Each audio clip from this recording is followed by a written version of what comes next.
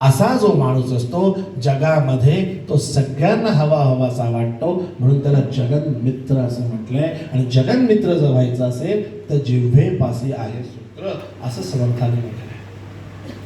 पुढे बघा काय म्हणतात, कठीण शब्दे वाईट वाटते हे तो प्रत्यय असं येते, तरी मग वाईट बोलावे ते काय निमित्त. अहो तुम्ही जर दुसऱ्याला टॉन्ट मारलात, तुम्हाला वाईट वाटतं ना, मग तरी तुम्ही दुसऱ्याला टॉन्ट का मारता, असं समर्थाने म्हटलं. हे कम्युनिकेशन आहे. पुढे काय म्हणतात, अभ्यासोनी प्रगटावे नाही तर झाकोनी असावे, पण प्रगटोनी नासावे हे बरे नव्हे.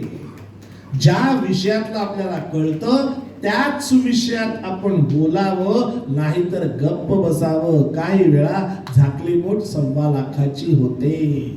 पण चांगल्या लोकांमध्ये चुकीचं बोललं की आपलीच इज्जत निघते.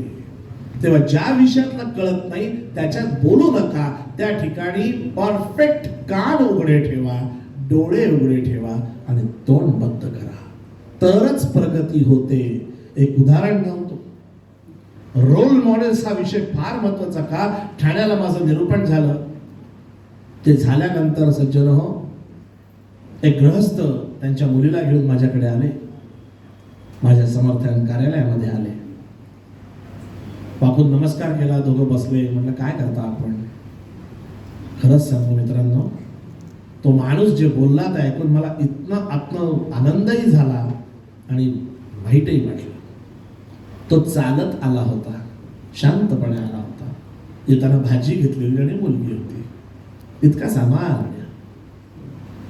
तो चांद्रयान मोहिमेत होता. विचार करा, आपल्याकडे अशी माणसं आणि तेच नटनट्या कसे येतात हो. सांगा, खरं म्हणजे कोणाला रिस्पेक्ट द्यायला पाहिजे. जो चांद्रयान मोहिमेत आहे तो बिचारा भाजी घेऊन चालत येतो आणि कुठली तरी भडतो सिरियल करणारे असे मोठे स्टाईल मध्ये त्यांच्या एंट्रीला म्युझिक. कोण चुकताय लक्षात घ्या. आदर्श कोण पाहिजे, आणि आपले आदर्श नेमकेपणाने बदलत आहेत. कारण आपण भयंकर या लोकांच्या प्रेमात आहोत. जे बेगडी आहे, खोटं विश्व आहे, ते खरं विश्व नाही. त्याच्यावर मी त्यांना म्हटलं, अरे बापरे, तुम्ही चांद्रयान मोहिमेत आहात. हो. मला सांगा, आपल्याला काय माहिती हो चांद्रयान मोहिमेमधलं. कुठेतरी काहीतरी बघितलं, बटन दाबलं, 4 रॉकेट उडली, त्याच्यामुळे आपल्या डोकं आहे. मग अशा वेळी आपण काय करावं, तोंड बंद ठेवावं, त्यांच्याकडनं माहिती घ्यावी. ते अभ्यासामध्ये प्रगट आहे. मग मी त्यांना विचारलं की नेमकं कसं असतं होय, की कसा विचार केला तू. आणि इतके मुद्दे सांगितले. माझी खरंच सरांना विनंती आहे की अशा वक्त्याला बोलवा क्लासमध्ये. दर 3 महिन्यात एक असं लेक्चर ठेवा. असे खूप विद्वान आहेत, ते पुढच्या पिढीचे रोल मॉडेल व्हायला पाहिजे. की काय इंजिनिअरिंग मध्ये कुठे जग गेलंय, आपण कुठे आहोत, कुठल्या फालतू गोष्टींमध्ये आपण नाचत बसतो, कुठल्याही इव्हेंटवर कुठलंही गाणं, काय फक्त धांगडधिंगा. आणि मग लोकांकडे बघत बसायचो, त्यांचा देश किती डेव्हलप. अहो करणारे आपलेच आहेत. 2009 ला मी दुबईत गेलो होतो. आज 2026 आहे.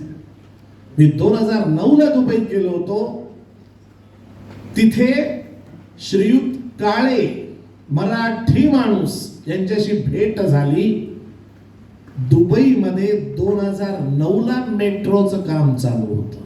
किती वर्षांपूर्वी लक्षात घ्या. 2009 ला मेट्रोचं काम चालू होतं. तिथला जो शेख आहे त्याने टार्गेट दिली होती, डेट 9/9/9 या दिवशी मेट्रो स्टार्ट झाली पाहिजे. प्रमुख प्रोजेक्टचे इन्चार्ज श्रीयुत काळे.